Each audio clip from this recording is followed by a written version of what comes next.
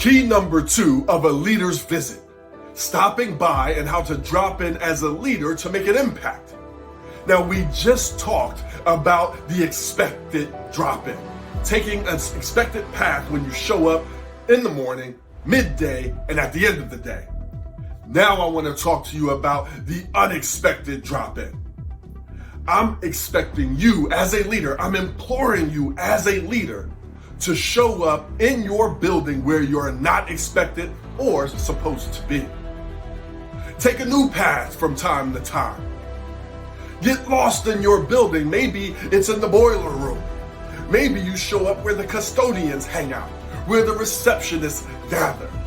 No matter where it is in the building, get lost and show up. At some point, somebody's going to ask you a question because you're observant.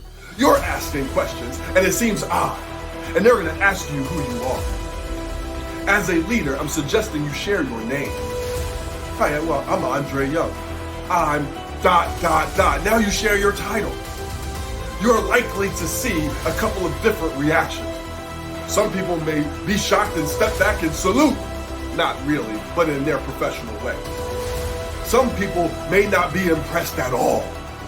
And it's amazing because as a leader, you know that some of the best information you'll ever get about your organization and your team will come from the unlikely of sources, and most of the time from the people who don't care that who you are.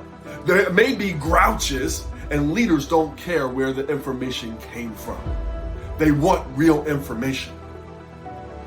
There was a time in college where I was walking back from class, and an older gentleman, because you don't always see older people at college. Older people and babies you don't see unless it's game day at college.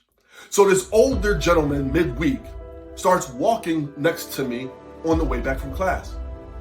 He starts a conversation, and to this day, I really don't remember everything we talked about. I know he asked me about my classes. He asked me about my school. He asked me about what it was like for me being on campus. And we had a very interesting conversation. Probably one of the best conversations I had the whole time in school. About a few weeks later, I get a call from my mom. So a call from my mom in college, either this is really good or really bad. And she says, I am so proud of you. I am so happy for you. And I said, what and why? Because my grades were not that good. And she said, I got a letter from the president of the university. He said that he had a conversation with you and you were so polite, so courteous, and you gave great information. Guys, I was walking and talking with the president of the university and never knew it. He did the unexpected drop-in.